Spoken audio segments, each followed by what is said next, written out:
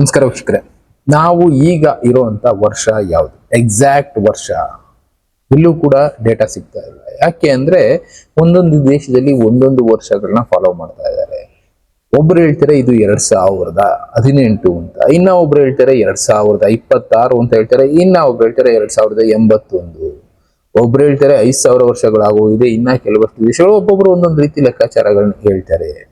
ಅದೇ ರೀತಿ ಹೋಗೋದಾದ್ರೆ ನಾನು ಹಿಂದೆ ತೋರಿಸ್ತಾ ಇದ್ದೀನಿ ನೋಡಿ, ಮೋಸ್ಟ್ ಪ್ರಪಂಚದಲ್ಲಿ ಎಲ್ಲ ಒಂದು ಕ್ಯಾಲೆಂಡರ್ ಫಾಲೋ ಮಾಡ್ತಾರೆ. ಅದ್ರ ಬೇಸಲ್ಲಿ ಹೇಳೋದಾದ್ರೆ ಈಗ ನಾವಿರುವಂತದ್ದು 2026.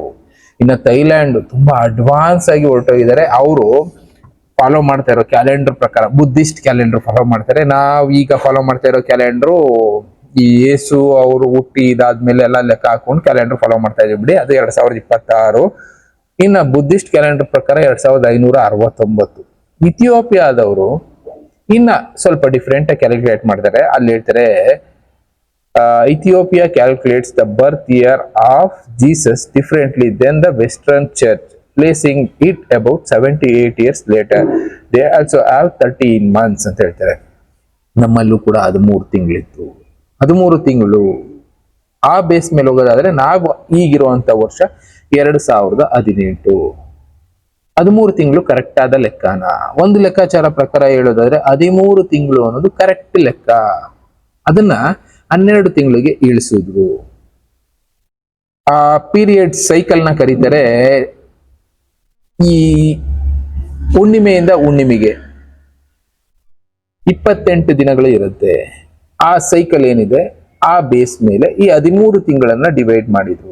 ಆದ್ರೆ ಕೆಲವಷ್ಟು ಜನ ರಾಜರು ಅವರ ಅನುಕೂಲಕ್ಕೋಸ್ಕರ ಪ್ಲಸ್ ಎಷ್ಟೋ ಜನಕ್ಕೆ ವಿಷಯಗಳನ್ನ ಮುಚ್ಚಿಡೋ ಕಾರಣದಿಂದ ಆ 13 ತಿಂಗಳನ್ನ 12 ತಿಂಗಳಿಗೆ ಇಳಿಸಿದ್ರು. ಎಷ್ಟೋ ದಿನಗಳನ್ನ ಮೈನಸ್ ಮಾಡಿದ್ರು ಕ್ಯಾಲೆಂಡರ್ಗಳಲ್ಲಿ, ವರ್ಷಗಳನ್ನೇ ಮೈನಸ್ ಮಾಡಿದ್ರು. ನಮ್ಮ ಹಿಸ್ಟ್ರಿಗಳು ಹೇಳೋ ಪ್ರಕಾರ, ಇನ್ನ ನಮಗ್ ಗೊತ್ತಿಲ್ಲ ಇರೋದು ಏನೇನಿದೆಯೋ ಗೊತ್ತಿಲ್ಲ. ಬಟ್ ಆದ್ರೆ ಇಲ್ಲಿ ಇಥಿಯೋಪಿಯಾದವ್ರು ಫಾಲೋ ಮಾಡ್ತಾ ಇರೋದು ಈಗಲೂ ಕೂಡ ನಾವಿರೋದಕ್ಕಿಂತ ಒಂದು 7-8 ವರ್ಷ ಹಿಂದೆ ಇದ್ದಾರೆ.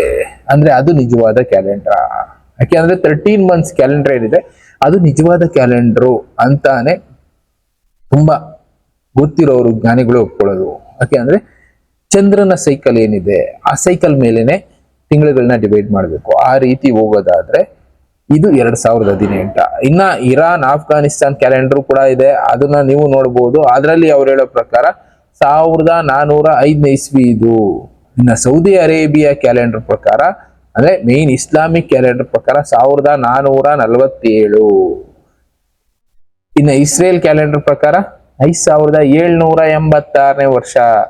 ಜಪಾನ್ ಅವರು ಕೂಡ ಅಂತದ್ದೇ ವೇರಿಯೇಷನ್, ಅಂದ್ರೆ ಅಲ್ಲೂ ಕೂಡ ಬುದ್ಧಿಸಮ್ ಅದು ಇದೆಲ್ಲ ಬಂದು ಹೊರಟೋಯ್ತು. ಅವ್ರು ಯಾವ ಕ್ಯಾಲೆಂಡರ್ ಫಾಲೋ ಮಾಡಬೇಕು ಅಂತ ಒಂದು ಲೆಕ್ಕಾಚಾರಗಳನ್ನ ಕ್ಯಾಲ್ಕುಲೇಟ್ ಅಲ್ಲಿ ಇದ್ದಾರೆ, ಐಡೆಂಟಿಫೈ ಮಾಡಿ ಇಟ್ಕೊಂಡಿದ್ದಾರೆ. ಅದು ನಮ್ಗಿನ್ನ ಸಿಕ್ಕಿಲ್ಲ. ಇನ್ನು ಅದನ್ನ ಬಿಟ್ಟು ಹೋಗೋದಾದ್ರೆ ನಾರ್ತ್ ಕೊರಿಯಾ 1997, ಇದು ಅವರು ಬೇರೆ ಲೆಕ್ಕಾಚಾರ. ಈ 1912 ಹೊಸ ಬರ್ತ್ ಸಿಕ್ತು ಅನ್ನೋ ಕನ್ಸಿಡರ್ ಮಾಡ್ತಾರೆ. ಅದ್ರ ಪ್ರಕಾರ ಈಗ 115 ವರ್ಷ. ಯಾವ್ದು ಸರಿ? 115 ವರ್ಷ ತಪ್ಪು ಬಿಡಿ. ಇನ್ನ 5786 ವರ್ಷ, ಅದು ಕೂಡ ಹೇಳೋದಕ್ಕೆ ಆಗೋದಿಲ್ಲ. ಯಾಕೆಂದ್ರೆ ಅಲ್ಲೂ ಕೂಡ ತುಂಬಾ ಕನ್ಫ್ಯೂಷನ್ ಇದೆ. ಅಷ್ಟೊಂದು ಹಳೆಯ ಕ್ಯಾಲೆಂಡರ್ ಎಲ್ಲೂ ಸಿಗೋದಿಲ್ಲ. ಇನ್ನ ಇಸ್ಲಾಮಿಕ್ ಕ್ಯಾಲೆಂಡರ್ 1447 ವರ್ಷ. ಇದಾಗಿದ್ರು ಕೂಡ ಸ್ವಲ್ಪ ವೇರಿಯೇಷನ್ ಇರಬಹುದು. ಇನ್ನು ಅದರಿಂದ ಹೋಗೋದಾದ್ರೆ ಎಲ್ಲ ಸ್ವಲ್ಪ ವೇರಿಯೇಷನ್ ಒಂಚೂರು ಹೆಚ್ಚು ಕಡಿಮೆ ಇರುತ್ತೆ. ಆದ್ರೆ 13 months ಕ್ಯಾಲೆಂಡರ್ ಇದೆಯಲ್ಲ, ಇದು ಹಿಂದಿನ ಕಾಲದಲ್ಲಿ ಜ್ಞಾನಿಗಳು ಫಾಲೋ ಮಾಡ್ತಾ ಇದ್ದಿದ್ದು. ಅದ್ರ ಪ್ರಕಾರ ಎಷ್ಟೆಷ್ಟೋ ವಿಡಿಯೋಗಳು ಕೂಡ ಬಂದಿದೆ. ಅಂದ್ರೆ ರಾಮಾಯಣ ಯಾವಾಗ ನಡೀತು, ಅಲ್ಲಿ ಏನ್ ಇನ್ಸಿಡೆಂಟ್ಗಳು ನಡೆದಿತ್ತು. ನಮ್ಮ ಲೆಕ್ಕಾಚಾರ ಪ್ರಕಾರ ರಾಮಾಯಣ ಒಂದು 17,000 ವರ್ಷಗಳ ಮುಂಚೆ ನಡೀತು ಅಂತ ಹೇಳ್ತೀವಿ. ಇನ್ನೊಬ್ರು ಅದನ್ನ ಇಲ್ಲ, ರಾಮಾಯಣ ನಡೆದಿರೋದು ಜಸ್ಟ್ 7,000 ವರ್ಷಗಳು ಹಿಂದೆ ಅಂತಾನೆ ಜಸ್ಟಿಫೈ ಕೊಡ್ತಾರೆ. ಈ ವಿಡಿಯೋದಲ್ಲಿ ನೋಡಿ, ಇವ್ರ ವಿಡಿಯೋ ತುಂಬಾ ನೋಡಿರ್ತೀರಾ ನೀವು, ಇಲ್ಲಿ ಅದೇ ಡಿಸ್ಕಷನ್ ಆಗುತ್ತೆ. राम रावण का रामायण 14,000 साल पहले हुई?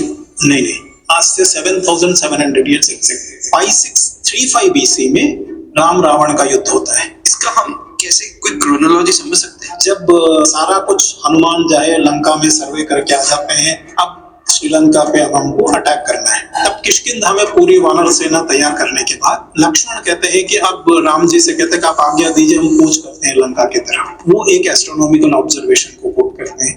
वो कह रहे हैं कि मैं मूल नक्षत्र में धूमकेतु को देख रहा हूँ, धूमकेतु कॉमेट. अब जो है रावण का अंत निश्चित है. रावण का जन्म नक्षत्र था जन्म नक्षत्र में अगर कॉमेट आता है तो ये उसके लिए बहुत बड़ा विनाश लाता है। ये एक एस्ट्रोलॉजिकल अजम्पशन है। तो मैंने हेलिस कॉमेट को सिमुलेट किया, ये कब था और कितने बार था। पिछले 15,000 वर्षों में केवल वो एक ही साल में था, 5635 BC। वो आने पर आपको मिल गया जब राम रावण युद्ध हो रहा था। अब रामायण के बाद 2000 रामायण 14,000 साल। ಈ ಲೆಕ್ಕಾಚಾರ ಪ್ರಕಾರ ರಾಮಾಯಣ ನಡೆದಿದ್ದು 10,000 ವರ್ಷದ ಮುಂಚೆನಾ ಇಲ್ಲ ಅದಕ್ಕಿಂತ ಹಳೇದ ಗೊತ್ತಿಲ್ಲ, ಉತ್ತರ ಸಿಗೋದಿಲ್ಲ. ಅದೇ ಹೇಳಿದ್ದು, ಎಷ್ಟೋ ಪ್ರಶ್ನೆಗಳಿಗೆ ಉತ್ತರ ಅನ್ನೋದು ಅಷ್ಟು ಈಸಿಯಾಗಿ ಸಿಗೋದಿಲ್ಲ. ಒಂದು ಲೆಕ್ಕಾಚಾರ ಪ್ರಕಾರ 13 ತಿಂಗಳನ್ನ ಫಾಲೋ ಮಾಡ್ತೀವಿ ಅನ್ನೋದಾದ್ರೆ ನಾವು ಈಗಿರುವಂತ ವರ್ಷ 2018, ಅಂದ್ರೆ 7-8 ವರ್ಷ ಡಿಫ್ರೆನ್ಸ್ ಇದೆ. ಅದ್ರ ಪ್ರಕಾರ ಜ್ಞಾನಿಗಳು ತಿಳಿಸಿದಂತದ್ದು ವಿಷಯಗಳು ನಡೀತಾ ಇದಾವೆ, ಶುರುವಾಗಿದ್ದಾವೆ. ಬಟ್ 7-8 ವರ್ಷ ವೇರಿಯೇಷನ್ ಅಲ್ಲಿ ಇರುತ್ತೆ. 2034 ಇರೋದು 2043-44ಕ್ಕೆ ಹೋಗುತ್ತೆ ಅನ್ನೋದು ಒಂದು ಲೆಕ್ಕಾಚಾರ. ಯಾಕೆಂದ್ರೆ ಈ ಇಥಿಯೋಪಿಯನ್ ಕ್ಯಾಲೆಂಡರ್ ಈಗಲೂ ಕೂಡ 13 ತಿಂಗಳು ಫಾಲೋ ಮಾಡ್ತಾ ಇರೋದ್ರಿಂದ ಚಂದ್ರಮಾನ ಕ್ಯಾಲೆಂಡರ್ ಪ್ರಕಾರ 13 ತಿಂಗಳು ಪರ್ಫೆಕ್ಟ್ ಆಗಿರುವಂತ ಕ್ಯಾಲೆಂಡರ್. ನೀವೆಲ್ ಬೇಕಾದ್ರೂ ಹೋಗಿ ಹುಡುಕ್ಬೋದು. ಆದ್ರೆ ನಾವು ಫಾಲೋ ಮಾಡ್ತಾ ಇರೋ ಕ್ಯಾಲೆಂಡರ್ ಸರಿಯಾಗಿದೆಯಾ ಪ್ರಶ್ನೆ ಹುಟ್ಟುತ್ತೆ. ಒಂದ್ಸಲ ನೀವು ಹುಡುಕ್ತಾ ಹೋಗಿ ಪ್ರಯತ್ನ ಮಾಡಿ. ಇಲ್ಲಿ ಉತ್ತರ ಮಾತ್ರ 2018 ಒಂದು ಹೆಚ್ಚು ಕಡಿಮೆ ಮ್ಯಾಚ್ ಆಗುತ್ತೆ ನಾವಿರುವಂತ ವರ್ಷ. ಇನ್ನ ಉಳಿದಿದ್ದು ನಿಮಗ್ ಬಿಟ್ಟಿದ್ದು. ಇನ್ನ ಈ ತರದ ಎಷ್ಟೋ ವಿಷಯಗಳು ನಮಗ್ ಗೊತ್ತಿಲ್ಲದೆ ಇರೋದು, ತಿಳ್ಕೊಬೇಕಾಗಿರೋದು ಇದೆ. ಆ ವಿಷಯಗಳನ್ನ ತಿಳ್ಕೊಳ್ತಾ ಹೋಗೋಣ. ಬೇರೆ ಬೇರೆ ವಿಷಯಗಳ ಜೊತೆ ನಾನು ಮತ್ತೆ ಸಿಗ್ತೀನಿ. Thank you, good bye.